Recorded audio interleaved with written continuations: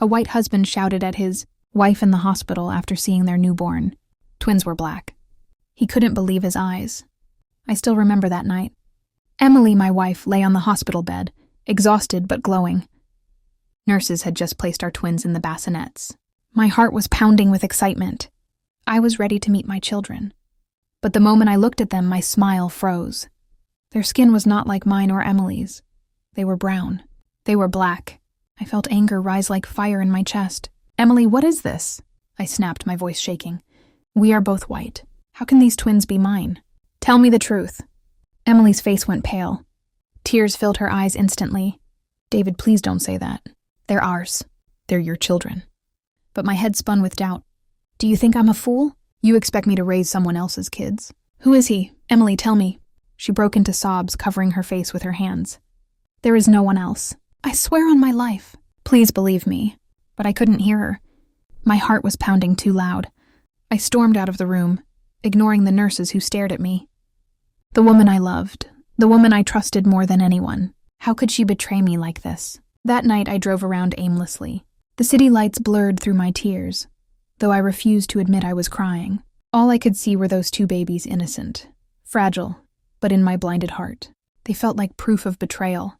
The next morning my phone rang. It was my mother. Her voice was calm but firm. "David, you need to stop and listen to me. Those babies are yours." I almost laughed bitterly. "Mom, did you see them? Do you think I'm blind?" She sighed. "Do you remember your great-grandfather? The man in those old photos?" I frowned. "What about him, David?" "He was black. My father was mixed. Our family hid it for years because back then people weren't kind about these things. But genetics don't disappear. Sometimes they skip generations. Those twins, your daughters, are yours. This is your blood showing." Her words struck me like a hammer. I sat frozen, the phone slipping from my hand. Images of old family photos flashed in my mind. Faces I never asked about. Traits I never understood. Shame burned through me. All the cruel words I had shouted at. Emily, all the tears I had caused when the truth was that my anger came from ignorance. I rushed back to the hospital. Emily was sitting up in bed holding the twins. Her eyes were red, her cheeks swollen from crying all night. She didn't even look at me when I entered. I stepped closer, my voice trembling. "Emily, I was wrong." She stayed silent, rocking the babies gently. I sank onto the chair beside her bed, tears filling my eyes. "They are mine. I know they are. Mom told me everything about our family history. I never cared to learn. Emily, I'm so sorry.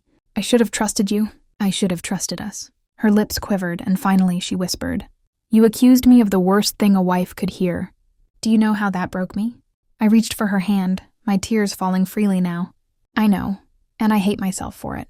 Please forgive me. Please let me make this right for you, for them, for us." I looked down at the twins' tiny hands, tiny breaths, so innocent. I brushed a finger across their soft skin. In that moment, the anger melted away. All I felt was love. Months later, life settled again. Every time I held my daughters, I remembered that night. The night my pride almost ruined my family. Sometimes strangers stare at us. They whisper about how a white couple has black twins.